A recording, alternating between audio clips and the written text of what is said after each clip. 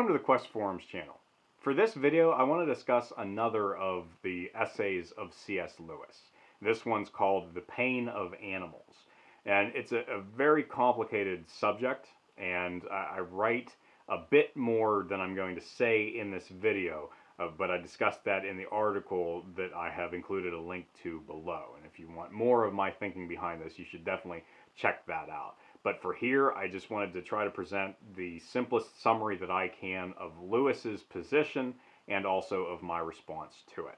And so in this article, Lewis was responding to someone who had asked why it is that animals suffer. Because the Christian position on human suffering, and this is going to require an even more simple summary really, but the basic position is that human beings cause human suffering by sin. And so the things that we do wrong, they have consequences. And whether we experience the consequences ourselves for our own sin or other people, unfortunately, experience those consequences, one way or another, we are behind human suffering. Because we are moral creatures, we are able to make good and bad choices. And when we make bad choices, the result is pain.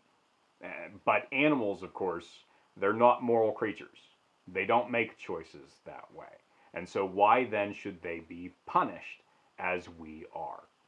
Lewis's response to this, and again, hopefully this is close to it because this is my take on it if I'm understanding him correctly.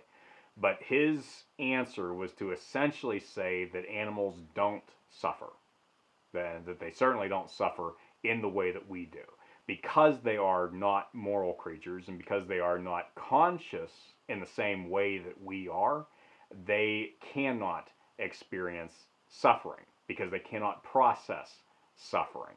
And this is not an illustration that he uses, but basically it's like he's saying that there's no difference between a tree falling in the forest and that tree falling on a dog, that neither of them really matters.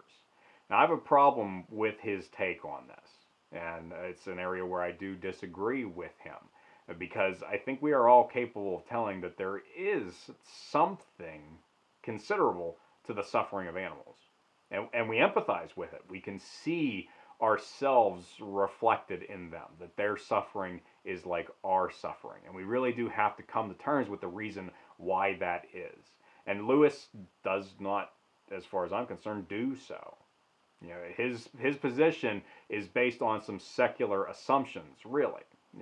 He assumes, because science teaches this, that things are always going on the way that they have always done. That processes like radiation and gravity and magnetism are all the same as they've always been.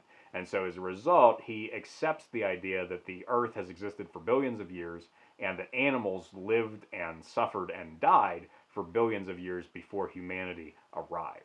And so since he agrees with that, he has to come to terms with how that could be, how there could be suffering in the world when there was no moral cause of suffering. And so he basically, that's why he ultimately says that there wasn't any. There was no suffering. And that is not a biblical position. The Bible teaches something very different. The Bible teaches that there was no death in the world, in the universe, until Adam sinned. And that after he sinned, that was when death arrived. And that was when suffering started. It was because of his choice to do what God had told him not to do. And because he was the steward of creation, because he'd been given dominion over everything, that meant that everything else was dragged down with him. And this is something that is clearly stated in Romans chapter 8, where it talks about this idea, not that creation has been punished for anything that the animals have done, but that all the universe has been subjected to suffering. It's been put in this state in order to share it with humanity, because humanity is over all of it, looking forward to the day when everything will be made right. And everything will be made right through the new Adam. That's what we call Jesus Christ. That just as Adam, the old Adam, introduced sin, so the new Adam has paid the price for it and will eventually wipe it away. And so creation, along with Christians, are looking forward to that time when there will be no suffering for anyone anymore. So really there is a simple solution here that Lewis just completely overlooked. And I'm not saying it's easy, nothing with suffering ever is, but it's straightforward that animals suffer because humans made them do so. And we brought it on them.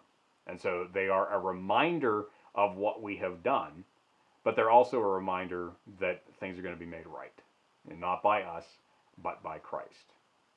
So that's it in a nutshell. Like I said, it's a very complicated topic. I would encourage you to, first of all, check out Lewis's own take on this with that audio version that I linked to earlier, and I'll also have in the description, and my article in the description too, where I go into greater depth.